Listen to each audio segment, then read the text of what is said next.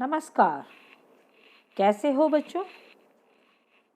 मैं समझती हूँ आप सभी स्वस्थ होंगे। मैं भी ठीक हूँ।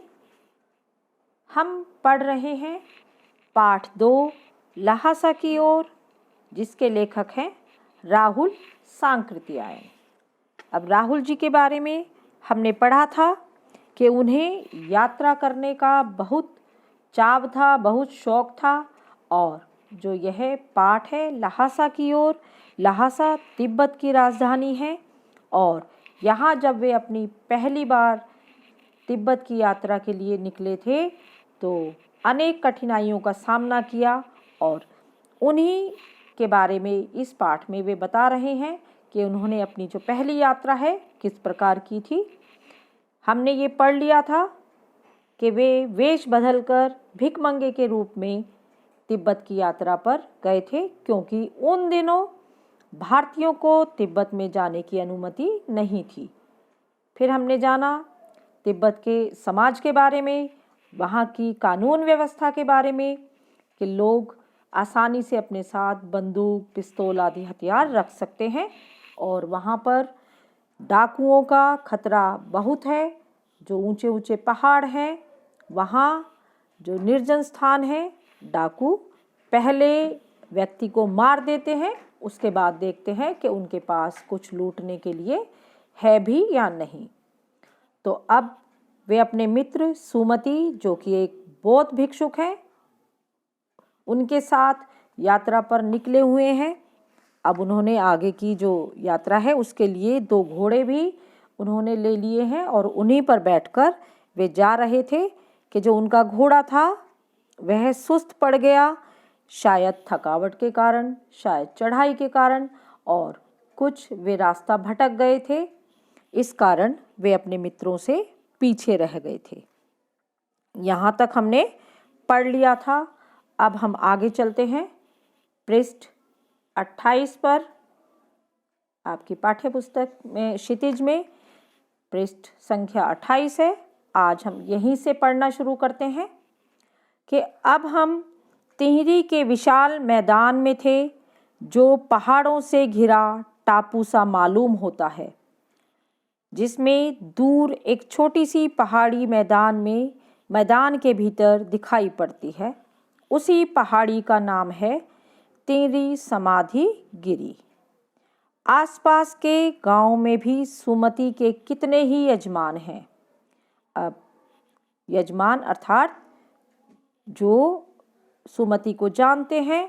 सुमति उनके लिए बौद्ध भिक्षुक है, और वह उनका एक तरह से जो गुरु है वह है। अब वह क्या लाता है उनके लिए, इसी के बारे में हम आगे पढ़ते हैं। कपड़े की पतली पतली चिरी बत्तियों के गंडे खत्म नहीं हो सकते, क्योंकि बोध गया से लाए कपड़े के खत्म हो जाने पर किसी कपड़े से बोध गया का गंडा बना लेते थे। वह अपने यजमानों के पास जाना चाहते थे। अब ताबीज की तरह वे अपने यजमानों को, या गंडे जिसे कहा है, वे बना कर देते थे, और उसके बदले में उसे पैसे मिलते थे। जो बोध गया, बौद्ध धर्म को मानने वालों का जो सबसे पवित्र तीर्थ है, वहाँ जाकर वे कपड़ा लाते थे। वहाँ से वे उसके ताबीज या गंडे बना लेते थे और अपने यजमानों को दे देते थे। पर शायद वे कुछ लालची भी थे, तभी जो बोध गया से लाया हुआ कपड़ा खत्म हो जाता था तो किसी साधारण कपड़े से भी वे गंडे बना लेते थे। अब वही है कि वे अपने यजमानों के पास जाना चाहते थे, लेकिन लेखक के पास इतना समय नहीं था। तो तभी वे कहते हैं, मैंने सोचा यह तो हफ्ता भर उधर ही लगा देंगे। मैंने उनसे कहा कि जिस गांव में ठहरना हो उसमें भले ही गंडे बांध दो, मगर आसपास के गांवों में मत जाओ। इसके लिए मैं तुम्हें ल्हासा पहुंचकर रुपये दे दूंगा। सुमति ने स्वीकार किया। दूसरे दिन हमने भरिया ढूंढने की कोशिश की, लेकिन कोई ना मिला। सवेरे ही चल दिए होते तो अच्छा था, लेकिन अब 10-11 बजे की तेज धूप में चलना पड़ रहा है। तिब्बत की धूप भी बहुत कड़ी मालूम होती है। यद्यपि थोड़े से भी मोटे कपड़े से सिर को ढांक ले तो गर्मी खत्म हो जाती है। आप 2 बजे सूरज की ओर मुंह करके चल रहे हैं। ललाट धूप से जल रहा है और पीछे का कंधा बर्फ हो रहा है। फिर हमने पीठ पर अपनी अपनी चीजें लादी, डंडा हाथ में लिया और चल पड़े। यद्यपि सुमति के परिचित टेहरी में भी थे, लेकिन वह एक और यजमान से मिलना चाहते थे। इसलिए आदमी मिलने का बहाना कर शेखर बिहार की ओर चलने के लिए कहा। अब मैंने बताया कि जो उनके मित्र हैं सुमति, बौद्ध भिक्षुक हैं और वे लोगों में अपने यजमानों में बोध गया से लाए हुए जो ताबीज हैं, गंडे हैं, वे उन्हें देते हैं और उसके बदले लोग उन्हें पैसे देते हैं। तो कुछ तो लालच के कारण भी वे जिस गांव में जा रहे हैं उसके आसपास के गांव में भी अपने परिचित यजमानों के घर जाना चाहते हैं, लेकिन लेखक उन्हें मना कर देता है। और उसके बाद जो तिब्बत का मौसम है उसके बारे में बताया है कि यदि सूरज की धूप शरीर के सामने के हिस्से पे है तो वहाँ आप गर्मी महसूस करेंगे, लेकिन जो पीठ है, जो पिछला हिस्सा है शरीर का, वहाँ बर्फ जैसी ठंडक। अर्थात एक ही समय में 2 प्रकार के आप जो मौसम है वे आप महसूस कर सकते हैं। और ऊपर से जो काफ़ी बोझ था, उन्हें उस दिन कोई बोझ उठाने वाला भी नहीं मिला और अपने पीठ पर अपना बोझ लाद कर वे चल पड़े और वहाँ पर गए वे शेखर बिहार की ओर। तिब्बत की जमीन बहुत अधिक छोटे बड़े जागीरदारों में बटी है। इन जागीरों का बहुत ज़्यादा हिस्सा मठों, बिहारों के हाथ में है। मठ होते हैं जो बौद्ध धर्म को मानने वाले हैं, उनके जो एक आश्रम की तरह आप कह सकते हैं, उनके मंदिर की तरह, तो उन्हें विहार बोलते हैं या मठ बोलते हैं।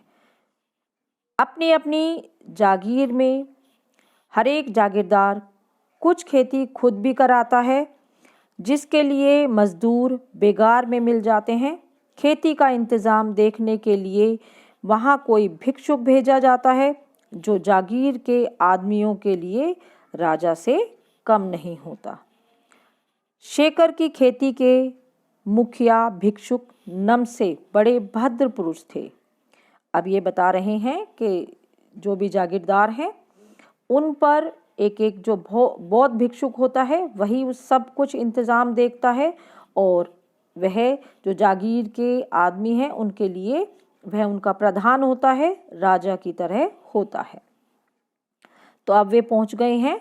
जो शेखर की खेती के जो मुख्य भिक्षुक है उनका नाम है नमसे। वे बड़े सभ्य पुरुष थे, वह बहुत प्रेम से मिले। हालांकि उस वक्त मेरा भेष ऐसा नहीं था कि उन्हें कुछ भी ख्याल रखना चाहिए, क्योंकि लेखक उस समय भिखमंगे के वेश में था। फिर भी उन्होंने कहा कि जो भिक्षुक थे उन्होंने मेरा बहुत ही ख्याल रखा, बहुत वे मुझसे प्रेम से मिले। यहाँ एक मंदिर था जिसमें कंजूर बुद्ध वचन अनुवाद की हस्तलिखित 103 पोथियाँ रखी हुई थी।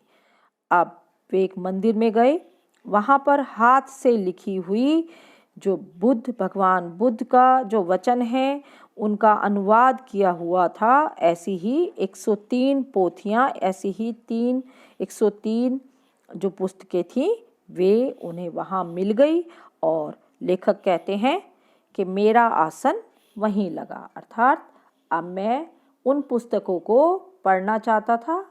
अब मैंने अपना डेरा उसी मंदिर में जमा लिया था।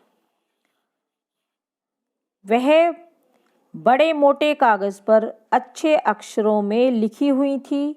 एक एक पोथी 15-15 सेर से कम नहीं रही होगी। यहाँ जो लेखक ने लिखा है सेर। अब बच्चों सेर क्या होता है आप जानते हैं क्या इसके बारे में? सेर जो अभी हम किसी को तोलने की जो इकाई होती है, जैसे हम ग्राम में या किलोग्राम में तोलते हैं, जो पुराना तोलने का जो इकाई थी वह थी सेर। सेर अर्थात किलोग्राम। तो लगभग 15-15 किलोग्राम की एक एक पुस्तक रही होगी। सुमति ने फिर आसपास अपने यजमानों के पास जाने के बारे में पूछा। मैं अब पुस्तकों के भीतर था। पुस्तकों के भीतर होना अर्थात पुस्तकें पढ़ने में मग्न था। इस कारण मैंने उसे जाने के लिए कह दिया। सुमति चाहते थे कि वे अपने आसपास के यजमानों के पास जाएं और लेखक चाहते थे कि वे उन हस्तलिखित पोथियों को पढ़े, तो उसने सुमति को जाने की अनुमति दे दी।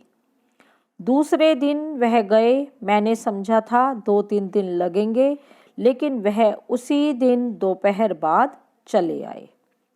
तीरी गांव वहां से बहुत दूर नहीं था। हमने अपना अपना सामान पीठ पर उठाया और भिक्षुक नमसे से विदाई लेकर चल पड़े। अब जो उनके मित्र थे सुमति, वे केवल एक ही दिन में उसी दिन वापस आ गए और वहाँ से लेखक को अब पढ़ना, उन पोथियों को पढ़ना बंद करना पड़ा। अब वे आगे अपनी यात्रा पर निकल पड़े। जो वहाँ के भिक्षुक थे नमसे, उनसे उन्होंने विदाई ली और अपनी आगे की यात्रा पर निकल पड़े। तो बच्चों, यह तो हुआ आपका पाठ 2 ल्हासा की ओर। अब आपको इस पाठ को पढ़ना है और जैसा कि मैंने आपको कल गृह कार्य दिया था, अपनी किसी भी यात्रा का वर्णन करना है। आप कहीं घूमने गए थे या आसपास जहाँ भी आप गए थे, उस यात्रा को आपको एक अनुच्छेद के रूप में लिखना था और मैं सोचती हूँ आपने वो लिखा है और मेरे पास कई बच्चों ने भेजा भी है। जिन्होंने नहीं भेजा है वे मुझे अपना जो गृह कार्य है वे भेज देंगे। अगली वीडियो में हम इस पाठ के जो प्रश्न हैं, अभ्यास प्रश्न, उन पर चर्चा करेंगे। आज के लिए बस इतना ही। धन्यवाद। शुभ दिन।